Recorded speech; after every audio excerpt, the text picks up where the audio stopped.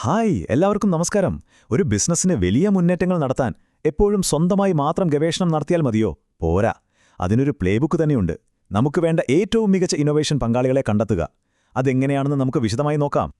നിങ്ങൾ എപ്പോഴെങ്കിലും ആലോചിച്ചിട്ടുണ്ടോ, ഒരു വലിയ ടെക് കമ്പനി പെട്ടെന്നൊരു ദിവസം വിപ്ലവകരമായ ഒരു ബാറ്ററിയോ മറ്റോ മാർക്കറ്റിൽ ഇറക്കുന്നു? ഇതെങ്ങനെയാണ് അവർക്ക് മാത്രം സാധിക്കുന്നത്? അതിന്റെ രഹസ്യം എന്താണെന്നോ? അത് പലപ്പോഴും അവരുടെ സ്വന്തം ലാബിൽ ഒതുങ്ങുന്ന ഒന്നായിരിക്കില്ല, മറിച്ച് പുറത്തുനിന്നുള്ള ഒരു കിടിലൻ പാർട്ട്ണർഷിപ്പിലായിരിക്കും അതിന്റെ തുടക്കം. അപ്പോൾ നമ്മുടെ പ്ലേബുക്കിലേക്ക് കടക്കാം. അതിലെ ആദ്യത്തെ ചോദ്യം ഇതാണ്: എന്തിനാണ് ഈ പാർട്ട്ണർഷിപ്പ്? എന്തിനാണ് നമ്മൾ മറ്റൊരാളെ കൂട്ടുപിടിക്കുന്നത്? ഉത്തരം വളരെ സിമ്പിളാണ്: മാർക്കറ്റിലെ മത്സരത്തിൽ ജയിക്കാൻ തന്നെ. നിങ്ങളുടെ റിസർച്ചിന് സ്പീഡ് കൂട്ടി മറ്റുള്ളവരുടെ മുന്നിലെത്താൻ. അത്രയുള്ളൂ. ശരി, അപ്പോൾ ഇങ്ങനൊരു നല്ല പാർട്ട്ണർഷിപ്പ് കിട്ടിയാൽ നമ്മുടെ കമ്പനിക്ക് എന്തൊക്കെയാ ഗുണം? ഒന്നാലോചിച്ച് നോക്കൂ.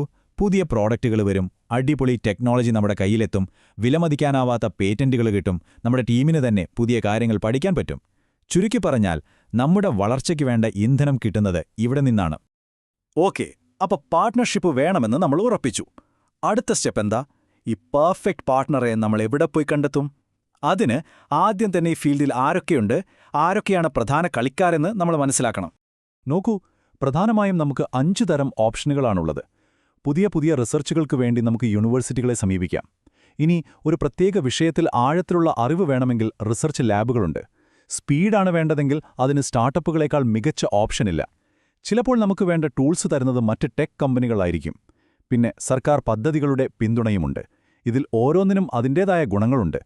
ശരി, ഇപ്പം നമ്മുടെ കയ്യിൽ ഒരു വലിയ ലിസ്റ്റ് തന്നെയുണ്ട്: യൂണിവേഴ്സിറ്റി, സ്റ്റാർട്ടപ്പ്, ലാബ്. ഇതിൽ നിന്ന് എങ്ങനെ നമ്മളുടെ പെർഫെക്റ്റ് മാച്ച് കണ്ടെത്തും? അതിന് ഒരു സൂത്രപ്പണിയുണ്ട്. അതിനെയാണ് നമ്മൾ പാർട്ട്ണർ സ്കോർ കാർഡ് എന്ന് പറയുന്നത്. ഈ വലിയ ലിസ്റ്റിൽ നിന്ന് ആ വിജയിയെ കണ്ടെത്താനുള്ള ഒരു എളുപ്പവഴിയാണിത്.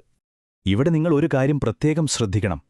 ഒരു പാർട്ട്ണറെ തിരഞ്ഞെടുക്കുമ്പോൾ ഏറ്റവും കൂടുതൽ, അതായത് 40% പ്രാധാന്യവും കൊടുക്കേണ്ടത് സ്ട്രാറ്റജിക് ഫിറ്റിനാണ്. അതായത് ലക്ഷ്യങ്ങൾ ഒന്നാവണം. കാരണം ടെക്നോളജി എത്ര അടിപൊളിയായിട്ടും കാര്യമില്ല, രണ്ടുപേരും 2 വഴിക്കാണ് പോകുന്നതെങ്കിൽ ആ കൂട്ടുകെട്ട് എവിടെയും എത്തില്ല. അതാണ് ഏറ്റവും പ്രധാനപ്പെട്ട കാര്യം.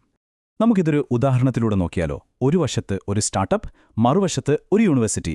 സ്റ്റാർട്ടപ്പിന്റെ കയ്യിൽ റെഡി ടെക്നോളജിയുണ്ട്, അവർക്ക് നല്ല സ്പീഡുമുണ്ട്. യൂണിവേഴ്സിറ്റിയാണെങ്കിലോ ചെലവ് കുറവായിരിക്കും.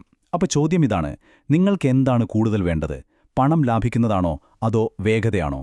ഈ സ്കോർ കാർഡ് ഉപയോഗിച്ചാൽ ഈ തീരുമാനമെടുക്കാൻ വളരെ എളുപ്പമാണ്. കൊള്ളാം. അപ്പോൾ നമ്മൾ ശരിയായ ആളെ കണ്ടെത്തിക്കഴിഞ്ഞു. ഇനി അടുത്ത ഘട്ടം: ഈ ബന്ധം ഉറപ്പിക്കണം. അതായത് ഈ പാർട്ട്ണർഷിപ്പിന്റെ അടിത്തറയിടാനുള്ള സമയമായി. രണ്ടുപേർക്കും ഒരുപോലെ ഗുണമുള്ള ഒരു കരാർ എങ്ങനെയുണ്ടാക്കാമെന്ന് നമുക്ക് നോക്കാം. ഈ ചർച്ചകൾക്ക് പ്രധാനമായും 3 ഭാഗങ്ങളുണ്ട്.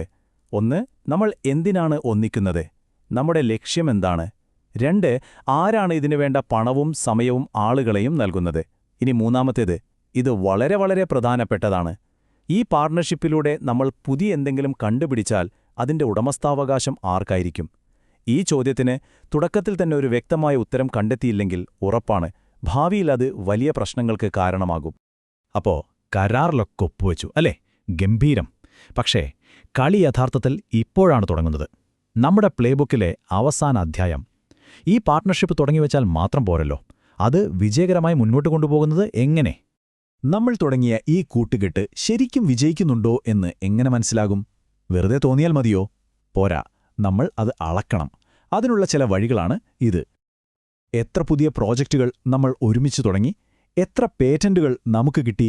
നമ്മുടെ പുതിയ പ്രൊഡക്റ്റ് മാർക്കറ്റിലെത്താനെടുക്കുന്ന സമയം കുറഞ്ഞോ?